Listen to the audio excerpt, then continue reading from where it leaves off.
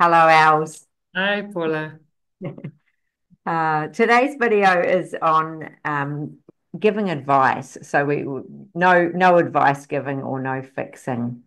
And Els, I'm going to ask you, what do you do when someone starts giving advice or tries to problem solve or fix the person who's sharing? Yes, well, when somebody's active giving advice to someone else, I mostly say stop. I Yeah. just say stop. And then I ask the one to whom the advice was addressed. Mhm. I ask, was it helpful? And it's mostly people say no. So that's a kind of self organizing. You don't give advice. Yeah. Mm. And Mm. of course, it's in the guideline. Number three, I will read it. We are here to heal ourselves. We are not here to give advice or to change anyone's beliefs or behaviors. Yeah. And I thought, well, is there another guideline that is here you can mention here, and that is seeing each person as whole. That is eight, guideline eight. Mm. And when we see, of course, people as whole, there is nothing. We have to see people as not whole. We have to see people as like they have a trauma or like they are not capable of handling their own life before we give advice. Because there must be a judgment. Yeah. And so seeing people as whole, that is the biggest gift you can do in an attitude healing group, besides listening. That is seeing people as whole and as capable of running their own life. And that's what they did anyway before they met you. Yeah. Yes. Yeah, exactly. So the rule is no advice giving and no trying to change beliefs or behaviors of others, because that's what often happens also. So what I do is mostly I say stop, just Yeah. stop. Yeah. I will come back to you later on. And then when I go back to them later on, to the one who's giving advice, I say, I heard you, what does it mean for you when you give this advice to yourself? So Mm. where can it help you?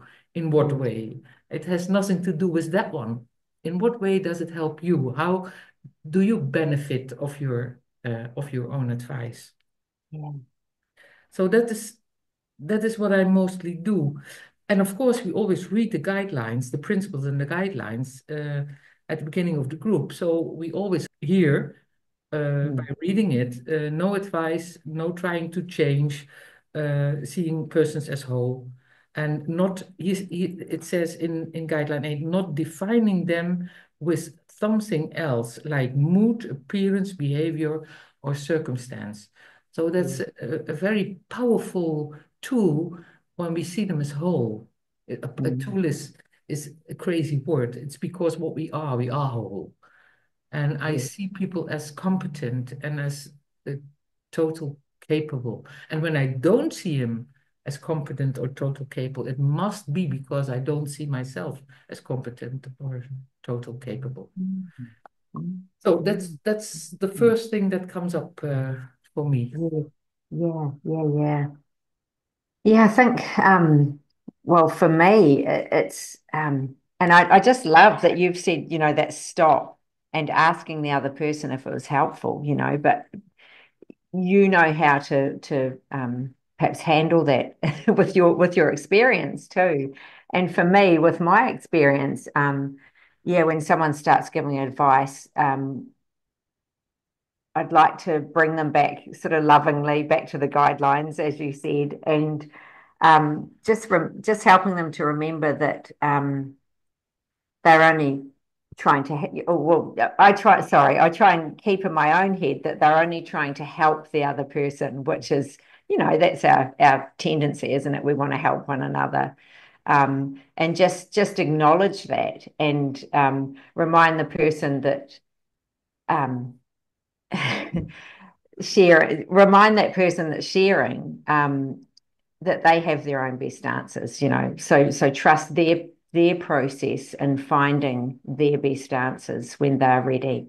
And so just that reminder, I find, yeah, is quite useful.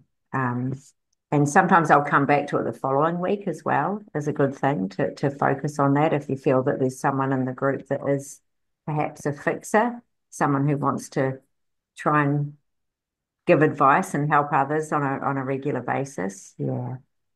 Um, yeah. But what about else? I'm going to ask you when someone asks for advice in the group. Well, when someone asks for advice, of course, Mm, I would, as a facilitator, would say, look for an example in your own life and how did you handle it?